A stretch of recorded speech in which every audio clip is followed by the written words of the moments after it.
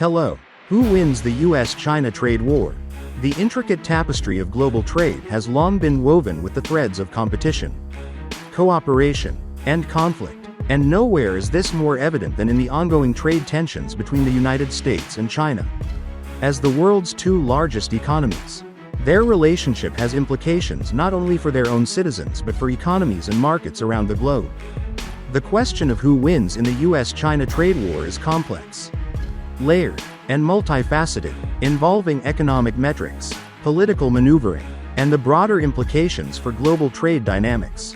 To begin with, the trade war itself can be traced back to a series of escalating tariffs and counter-tariffs, initiated by the United States in 2018 under the administration of President Donald Trump. The rationale behind these measures was to address what the U.S. perceived as unfair trade practices by China, including intellectual property theft, forced technology transfers, and a significant trade imbalance. The U.S. sought to protect its domestic industries and workers, believing that by imposing tariffs on Chinese goods, it could incentivize American consumers to buy domestically produced products instead. China, on the other hand, responded with its own tariffs on American goods, targeting key sectors such as agriculture, automotive, and technology. This tit-for-tat escalation created a landscape of uncertainty for businesses and consumers alike, leading to a slowdown in global economic growth. The imposition of tariffs raised prices for consumers, disrupted supply chains, and created an environment of volatility that made long-term planning difficult for companies operating in both markets. From an economic perspective, the immediate winners in this trade war seem to be those industries and sectors that were shielded from Chinese competition due to the tariffs.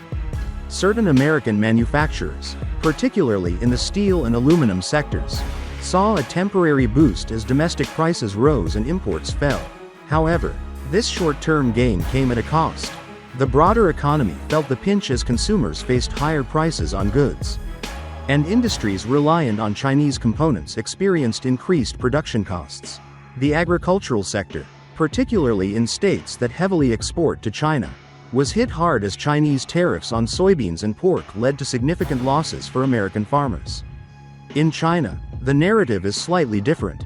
The Chinese government has implemented measures aimed at bolstering domestic consumption and reducing reliance on foreign markets.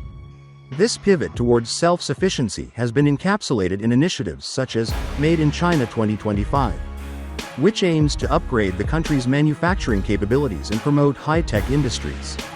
While the trade war has created challenges, it has also spurred innovation and investment in sectors that the Chinese government deems critical for future growth. In this sense, one could argue that China is playing a long game, leveraging the trade war as an opportunity to accelerate its economic transformation. However, the notion of winning in a trade war is not solely about economic metrics. It is also about political capital and international standing. For the United States, the trade war has been framed as a necessary confrontation to reclaim its position as a global leader and to push back against what it sees as China's aggressive expansionism. The rhetoric surrounding the trade war has resonated with a significant portion of the American electorate, particularly in regions that have felt the impact of globalization and competition from Chinese imports. In this light, the U.S. administration can claim a political victory by appealing to nationalistic sentiments and advocating for American workers.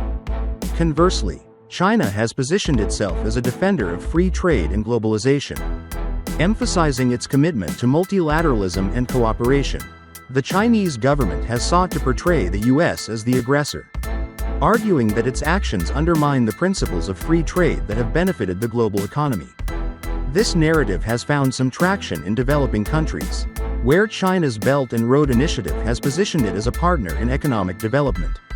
By framing itself as a champion of globalization, China aims to bolster its soft power and influence in regions that have historically been aligned with the West. The question of who wins in the trade war also extends to the global economy.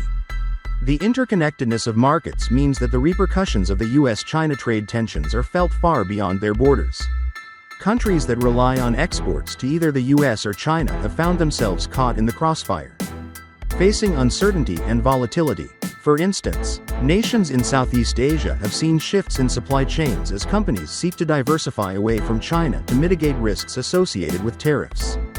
This has led to a reconfiguration of trade routes and partnerships, with some countries benefiting from increased foreign investment and manufacturing relocation. In conclusion, the US-China trade war is a multifaceted conflict that defies easy categorization. While certain sectors may claim victories in the short term, the broader implications for both economies and the global landscape are profound. The trade war has prompted a re-evaluation of economic strategies, a shift towards regionalism, and a renewed emphasis on resilience and innovation. The ultimate winners and losers will emerge over time, as the world grapples with the consequences of this unprecedented economic confrontation. As history has shown, trade wars rarely yield clear victories. Instead, they often leave a legacy of complexity and change that shapes the future of global commerce for years to come.